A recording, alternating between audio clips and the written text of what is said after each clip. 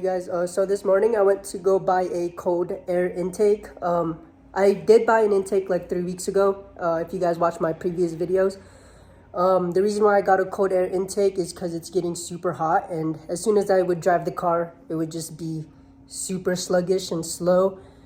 I'm not sure, maybe because of the new motor. I still have some issues and some bugs I have to fix, but I'll show you guys the intake here. Alright.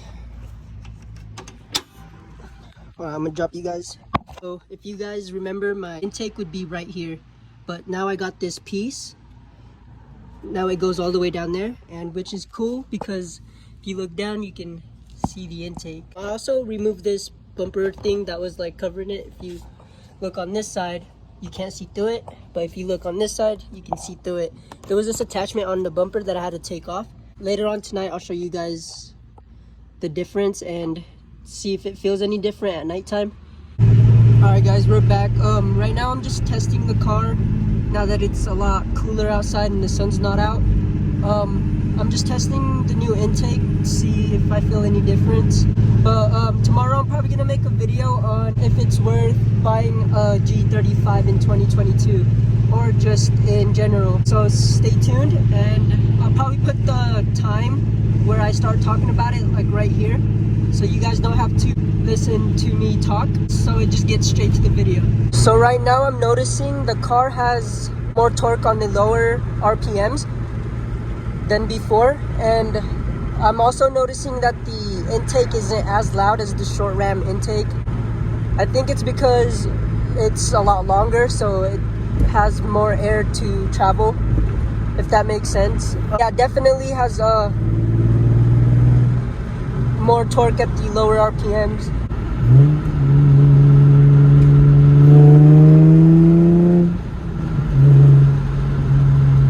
Yeah, it definitely feels a lot faster. Alright guys, so I was driving around for a minute, but it is a lot faster, for sure. I think my problem with the lack of power was the intake. It was just getting too hot. Last time I had my code reader on, it's a digital one where it shows me my intake air temperature, or the IATs. It was way above like 20 over the outside temperature, so I think that was the problem. Let me go ahead and do a quick pull for you guys real quick. We'll do a second gear pull.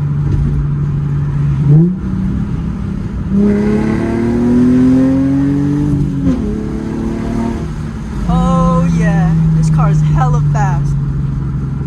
Holy shit. See, that's how you know I'm not lying about the lack of power. I am not used to it. Yeah, so I am not used to the power like at all, since I've been used to driving it slow. What is going on, you guys? So I got a couple messages on Instagram. If you guys aren't following me on Instagram, I'm gonna put the name right here. But a lot of people were telling me to do a video on if it's worth buying a G35.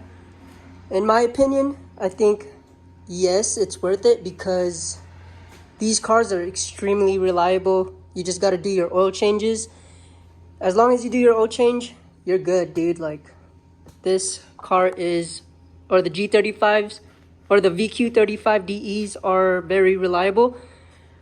I've been driving this car for, like, as a daily driver for some time now, since I've got it. I got it around 225,000 miles. Now it's, when the motor blew, it lasted till 235 miles per hour, and that was me, or 235,000 miles, my bad. But that was me every day, gassing it every day.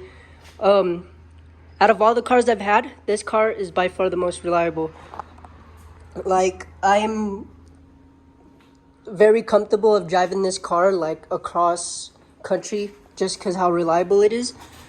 If I had any other car, like let's say if I had a Subaru, I would have blown the head gasket by now. Like, I drive every day, and I drive hard sometimes, not all the time now because of the new motor. I don't want to blow it up again, but most of the time I'm gassing it, and I have had no issues since the swap. What car can last 235,000 miles? Like any sports car, if you drove it hard every day. nothing. Like, this car is a freaking tank. Also, it's worth buying because in the next few years, these cars are going to turn into 240s. If you look up marketplaces right now and you find a 240 that's not even a clean body, it's all rusted, has a few dents, dude, they go like at least minimum $8,000 and up. So if you are thinking of buying a G35, I would buy it like right now, just because of the prices going up, especially when it's a manual. Manual G35s are very rare. Not very rare, but it's very rare where I live. I don't know about California, but they're getting rare. It's harder to find. Mostly everybody has a automatic G35. Also, I would get one because these cars do not age. They still look like they're 2015. Like, they don't even look like 2003 or 2006. Also, they were ahead of their time when they had this car. Like, it's crazy. Like, there's navigation in here. Don't mind the seats. I will be replacing these soon. I just haven't had the motivation to do it, but it has navigation, double din. Obviously, that's aftermarket, but they were way ahead of their time. It even has a garage opener on top of the mirror, if you can see that. It's also worth it if you get this package only, which is really kind of hard to get now, is the Brembo package. The brakes work phenomenal. I love these brakes. It feels like I could just hit a corner as fast as I can and just brake. Also, what correlates to that is the handling on these is amazing. It feels like a little go-kart.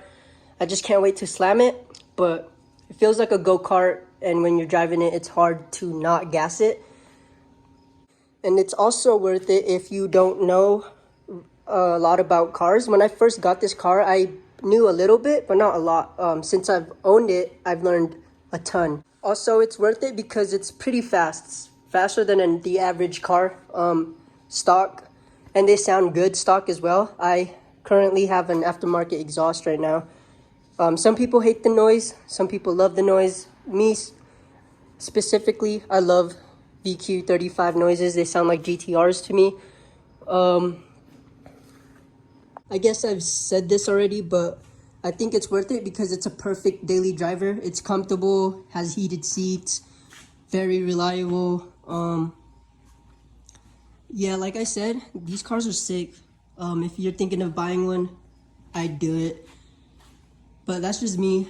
It's just my opinion. I just love this car. Out of all the cars I've owned, this car feels, when I'm in it, it feels like I'm home. Like, this car is amazing. I'm probably going to keep this car forever unless I end up selling it for an HR 350Z. But my goal is to have both. So I'm not sure if I'm ever going to sell this car. I'm probably going to keep on fixing it up, make it look brand new again, because the last owner messed a whole bunch of stuff up. But yeah, if you're thinking of getting one, I'd get one. Also, let me know what you guys want to see, the content you guys want to see. I make these videos for you guys, obviously, and I make this for memories. But yeah, comment down below what you guys want to see. I like a lot of people was telling me to do 5 things I hate and 5 things I like about it, and I will do that soon when I find the time. But yeah, if you're thinking of buying the G, do it.